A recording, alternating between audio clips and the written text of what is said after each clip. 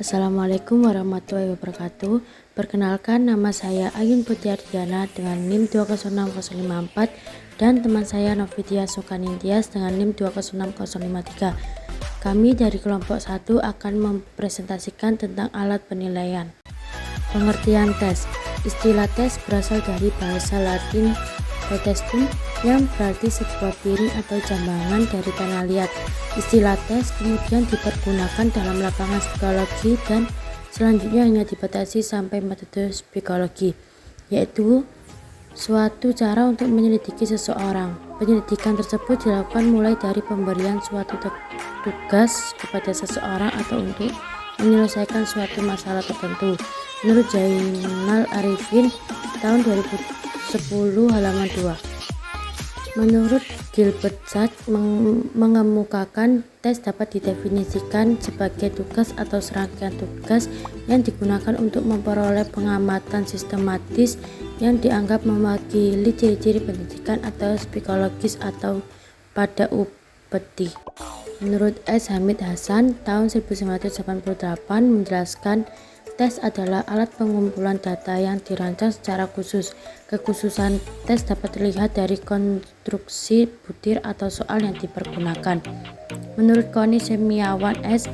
tahun 1986 mengemukakan tes adalah alat pengukur untuk menetapkan apakah berbagai faset dari kesan yang kita perkirakan dari seseorang adalah benar merupakan fakta, juga adalah cara untuk menggambarkan bermacam-macam faset ini seobjektif mungkin. Jadi, tes adalah suatu alat yang berisi serangkaian tugas yang harus dikerjakan atau soal-soal yang harus dijawab oleh peserta didik untuk mengukur suatu aspek perilaku tertentu. Macam-macam tes. 1. Dilihat dari jumlah peserta didik, yaitu tes kelompok dan tes perorangan. 2. Dilihat dari kajian psikologi, yaitu tes kemampuan, tes inteligensia umum, dan tes prestasi belajar. 3. Dilihat dari cara penyusunannya, yaitu tes buatan guru dan tes baku. 4. Dilihat dari bentuk jawaban peserta didik, yaitu tes tertulis, tes lisan, dan tes perbuatan. Pengertian non-tes. 1. Observasi. Observasi adalah suatu proses pengamatan dan pencatatan secara sistematis, logis, objektif, dan rasional mengenai berbagai fenomena, baik dalam situasi yang sebenarnya maupun dalam situasi buatan untuk mencapai tujuan tertentu. 2. Wawancara.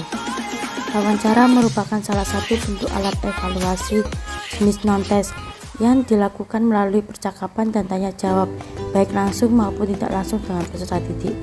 3. Daftar cek. Daftar cek adalah suatu daftar yang berisi subjek dan aspek-aspek yang akan diamati. 4. Skala sikap. Sikap yaitu kecenderungan tingkah laku untuk berbuat sesuatu dengan cara, metode, teknik, dan pola tertentu. Sikap mengacu pada perbuatan atau perilaku. Tidak semua perbuatan identik dengan sikap. 5. Skala penilaian.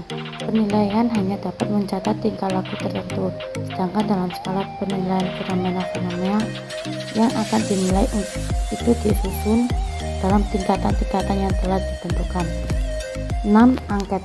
Angket termasuk alat untuk mengumpulkan dan mencatat data atau informasi, pendapat, dan paham dalam hubungan kausal. Jenis-jenis tes. Yang pertama, tes seleksi.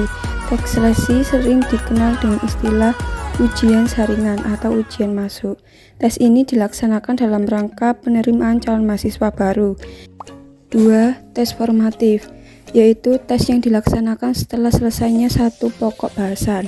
3. Tes sumatif, yaitu tes yang diberikan setelah sekumpulan satuan program pembelajaran selesai diberikan. Yang keempat, tes diagnostik, yaitu tes yang dilakukan untuk menentukan secara tepat jenis kesulitan yang dihadapi oleh peserta didik dalam suatu mata pelajaran tertentu. 5. Prates, yaitu tes yang diberikan sebelum proses pembelajaran. 6. Tes akhir, yaitu tes yang diberikan setelah dilaksanakan proses pembelajaran.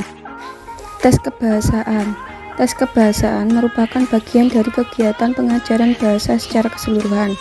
Kegiatan tes sangat diperlukan dalam pengajaran bahasa karena Berdasarkan informasi tes itulah dapat dilakukan penilaian secara objektif, khususnya terhadap hasil belajar bahasa siswa. Tes kesastraan. Pengajaran sastra atau Indonesia di sekolah tidak berdiri sendiri sebagai sebuah mata pelajaran yang mandiri, melainkan hanya menjadi bagian mata pelajaran bahasa Indonesia. Dengan demikian, seorang guru bahasa Indonesia juga berarti guru apresiasi sastra.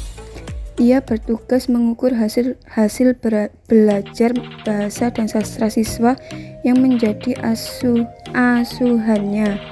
Hal ini juga berarti ia dituntut untuk mampu menyusun tes kebahasaan dan kesastraan sebagai salah satu sarana mengungkapkan hasil belajar siswa. Sekian dan terima kasih atas presentasi kelompok 2. Kurang lebihnya saya mohon maaf sebesar-besarnya. Wassalamualaikum warahmatullahi wabarakatuh.